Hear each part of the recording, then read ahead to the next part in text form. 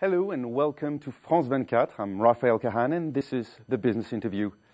My guest today is, well, a man of paradox. He's one of the world's most famous businessmen. He's also an adventurer, a man who's been breaking speed records on the sea and across the skies, but also when he launched his first business venture, a magazine called Student, that was in his student years. Now, after that, he built a business empire under the brand name of Virgin, with activities ranging from cell phones to air transportation and even spacecraft. This business maverick is also a British knight. Sir Richard Branson, thank you for joining us on France 24. Welcome. Thank you. So you're here in Paris for the inaugural event of Global Zero, an international initiative supported by world leaders like yourself who are committed to total nuclear disarmament over the next quarter century. How can a businessman like yourself convince countries such as the United States and Russia to abandon what's been at the heart of their strength and domination for the past half century, which is nuclear dissuasion? Well, we won't necessarily succeed. But I believe it's definitely one of maybe two or three of the greatest threats to mankind.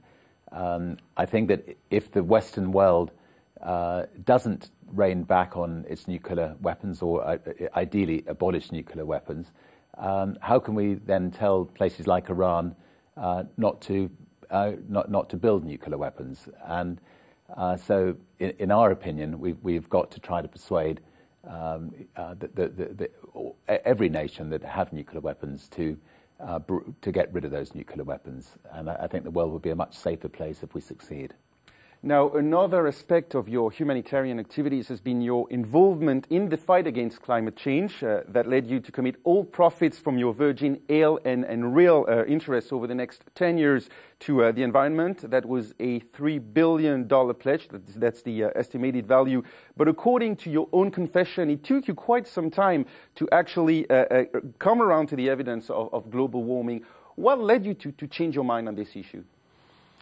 I just think the more and more evidence is pointing towards global warming being a reality. I had the privilege of knowing people like Al Gore, who sat me down and took me through a lot of facts, knowing people like James Lovelock, Tim Flannery, wonderful writers on the subject and scientists.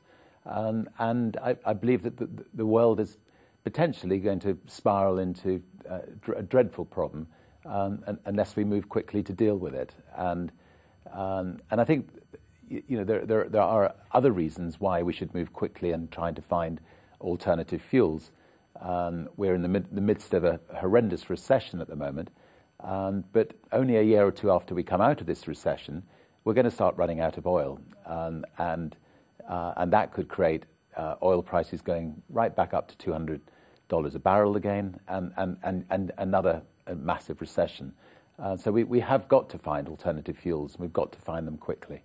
But this investment from Virgin will not exactly go to charities, but to a branch of your conglomerate, Virgin Fuels, which is committed to the development of biofuels. What do you think, and aren't you concerned by recent controversies about the role of biofuels in the surge in food prices? Yes, I think the corn-based biofuels is not the answer by any means. A little bit of fuel maybe from that is okay. Sugar-based biofuels is generally good because the places you grow sugar are not the kinds of places you grow food. But ultimately, it's going to be things like algae or cellulosic biofuels, where we use waste product to make our fuel, or something like butanol that doesn't freeze at 20,000 feet and that could be used for aeroplanes. It's those kinds of areas that I think could be the fuels of the future. World leaders are currently gathering in the Polish city of Poznan this week to try to agree on a new global trade agreement to succeed the Kyoto Protocol. What would you say to business leaders who are concerned and political leaders who are concerned by the looming threat of recession and who are getting increasingly reluctant to make the painful concessions to agree on this climate pact? I think the alternative is for our children and grandchildren is just too sad to bear. We have this beautiful world we live in. We've been blessed to have an almost perfect climate around the world. and we mustn't destroy it. And we mustn't destroy the fishes in the ocean. We mustn't destroy the rainforests. We've got to get together and do something about it. And if that means a certain amount of pain for businesses, so be it. I think as long as every business is treated equally, so the pain is equally spread, then I think businesses can deal with it. There are also, I think, a lot of ideas that needn't actually cost money, and we're in the process of setting up a global carbon war room to try to coordinate the attack against carbon, look for the best practices, disseminate those best practices around the world, and try to encourage people to practice those practices. Countries around the world are now looking to the next U.S. administration, the Obama administration, to play a leadership role in reaching a new global agreement on climate change, and not only on this issue. First of all, what's been your reaction to the election of Barack Obama as U.S. president? I've celebrated until I got a big hangover. I think the world is a lot happier today than it was for the last 8 years. The last 8 years were dreadful years from conflict point of view, dreadful years from climate change, dreadful years from a financial point of view, and the mess that the world has been left in. So it's very good that a new leaf is going to be turned over, and I think that now Obama can work with countries like France and Europe and other countries in trying to address some of the intractable problems of the world. And I think he's committed on climate change. He's committed on trying to tackle the problems of the Middle East. And I think if we all work closely with him, some of these problems can get resolved. Expectations are high for Obama, obviously. Do you think he can make good on his pledge to create up to 2.5 million jobs in the United States, where the recession has just destroyed about 2 million jobs over the past 12 months? Do you think that's possible? And what does he need to do?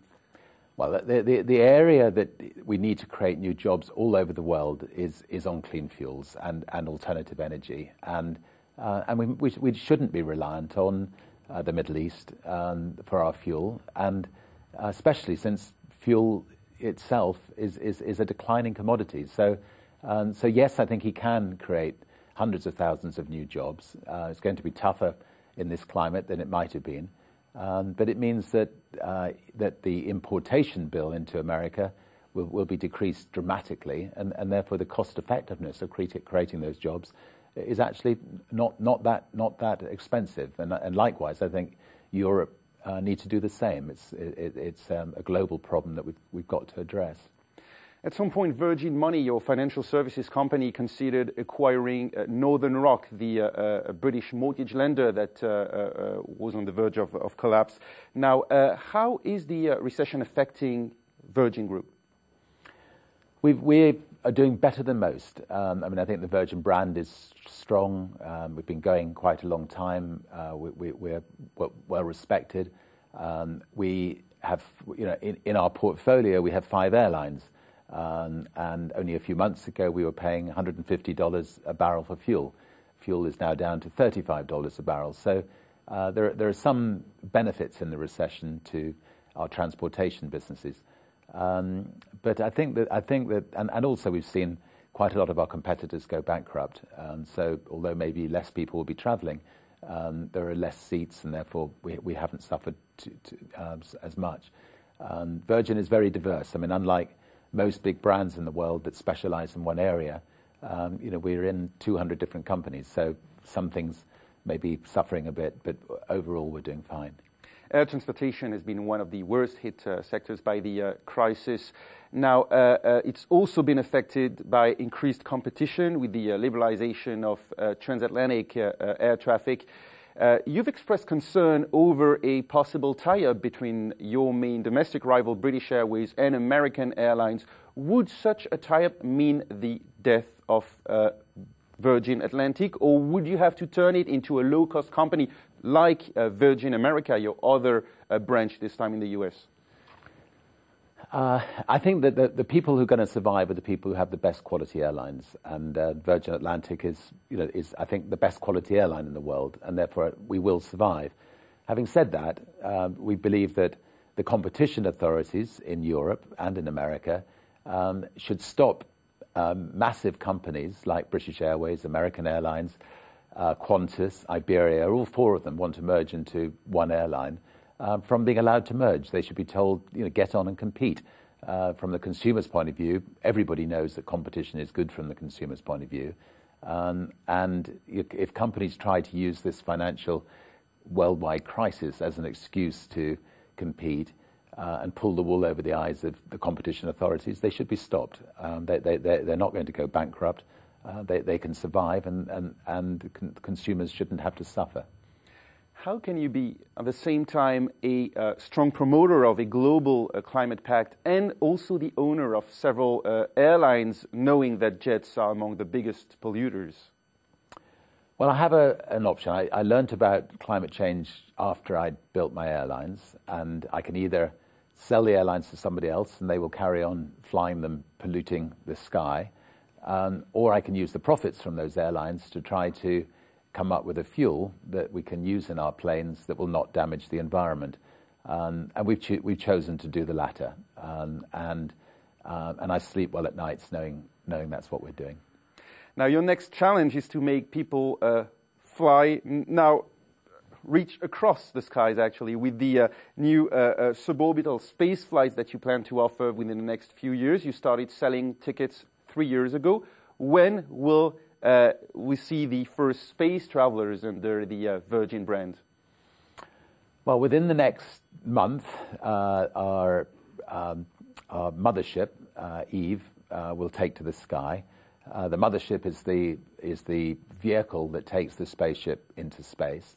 And then in about a year's time, we will start testing the spaceship into space. And I suspect a couple of years' time, we'll start taking passengers into space.